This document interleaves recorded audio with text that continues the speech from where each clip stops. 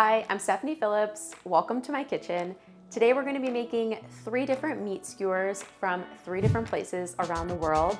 Our first stop is in Portugal, where we're going to be making grilled beef espetada. Our second stop is in Turkey, where we're going to be making Adana Kebabs. And then we're going to end the tour in Japan with some yakitori and teriyaki sauce. Let's do it.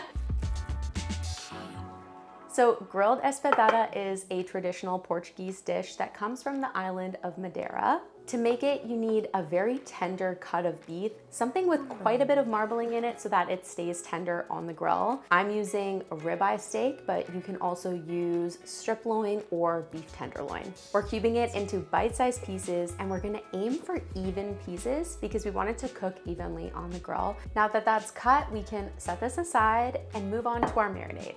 So I've got some peeled garlic cloves here. We're gonna put those in.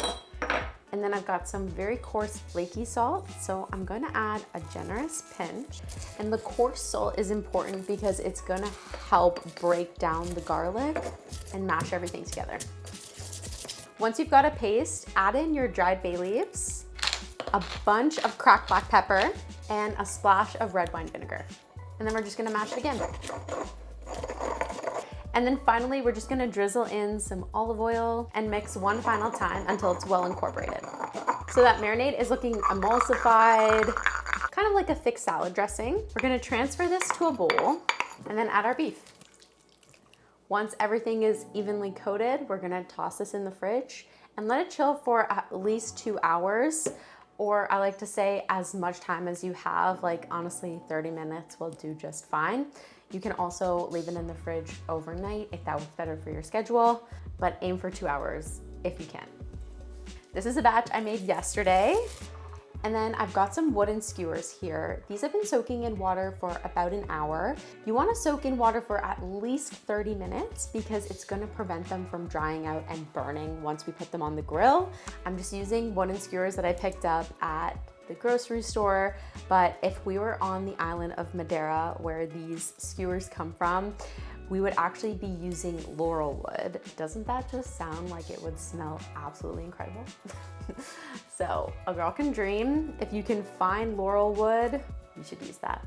For these, we actually want a little bit of space between each meat to promote even cooking. And to help with that, I'm using these bay leaves. That's it for our grilled espetada. We're gonna set this aside and move on to our second skewer. Our second stop is in Turkey, where we're making Adana Kebabs. Adana is basically minced meat that's mixed with spices, stretched out onto a long metal skewer, and then grilled over an open flame. So these are typically made using ground lamb, and if you're in Adana, you'll see butchers actually chopping up the meat with fat from the tail using like a large butcher's knife or a cleaver. To make things a little bit easier today, I did get ground lamb from the grocery store, but I promise you it's gonna be just as delicious. And to ensure that it's extra delicious, we need the perfect ratio of salt to meat. In this case, we want about 1.5% salt to 100% meat. I've got 500 grams of ground lamb right here, so that means 7.5 grams of salt. The salt helps break down the muscle tissues and fibers in the meat, and that leaves us with a very tight network of meat that will retain moisture as it cooks, similar to like the inside of the sausage. So another trick to the Adana kebabs is that you have to mix the meat really well. We're not worried about over mixing here. We want it to get super tacky and actually start to stick to the sides of the bowl. If you want, you can use a stand-up mixer if you have that. It'll definitely speed up the process, but hey, I like a little arm workout, you know?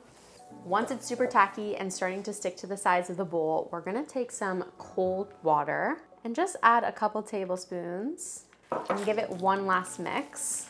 The cold water is gonna ensure that the fat stays cold so it doesn't leak all over the grill later on, and it retains that like juicy sausage-y flavor texture that we're looking for.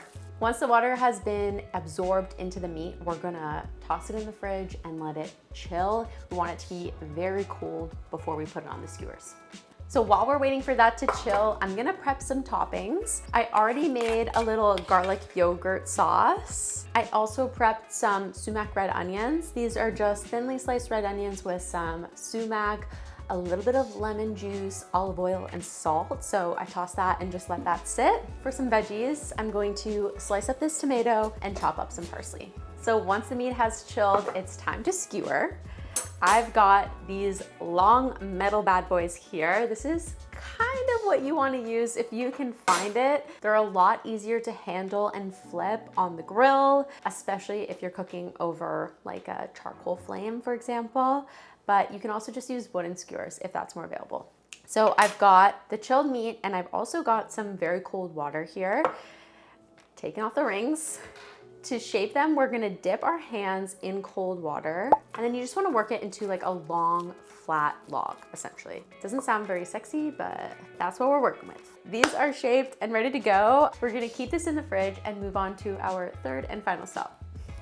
So in Japan, yakitori is directly translated into grilled bird. Very straight to the point because it's essentially chicken cooked on a skewer over an open flame and seasoned with tare and salt. More on that later. First, we're gonna cut up this chicken. So I'm using boneless, skinless chicken thighs, and that's because I find them incredibly forgiving, meaning they're very hard to overcook. Breasts, on the other hand, very easy to overcook. I swear you can leave them on there for like 30 extra seconds and they're inedible and you've just like ruined dinner. So we're sticking to the chicken thighs. And we want them to be about the same size so that, again, they cook evenly. Once that's cut, we're just gonna season it with some salt and black pepper. It's more traditional to use white pepper, so if you have that, use it. Once that's seasoned, we're going to skewer them up. Again, I've got my wooden skewers that have been soaking. We're just going to alternate one piece of chicken or a couple pieces of chicken to one piece of scallion. With the beef, we wanted a little bit of space in between each piece of meat. Here we want the opposite. We actually want them really close together. That's just gonna prevent the chicken from overcooking so that it stays juicy and delicious. These are looking really good. We're going to set them aside and make our tare sauce. So tare means glaze, and it's a way to describe that glossy shine that yakitori traditionally has. Several sauces fall under this umbrella, but teriyaki is probably the most like common, familiar one. So that's what we're gonna make. Also, I wanna show you how to make teriyaki at home because once you start making your own version, you're never gonna wanna use store-bought. But I won't shame you if you do, it's okay. So we're gonna do equal parts soy sauce to mirin. Then we're gonna do half a cup of brown sugar. We always measure brown sugar by packing it in. And then traditionally it's made with sake, about another half cup, but I like using rice wine vinegar, just a little bit more common, more likely for me to have in my kitchen. So we're gonna do a splash of that. Then we're just gonna give this a swirl to help dissolve the sugar and put on the stovetop to reduce. We've moved outside now. I'm preheating the grill. To prevent sticking, we're gonna season it. So in this bowl, I've just got some neutral oil and some paper towel. I'm gonna take my tongs and just kind of rub this over the grill. All right, the grill is preheated. We're gonna start with our Adana Kebabs. Next, we've got our espedada. Get that on. And then finally, our yakitori.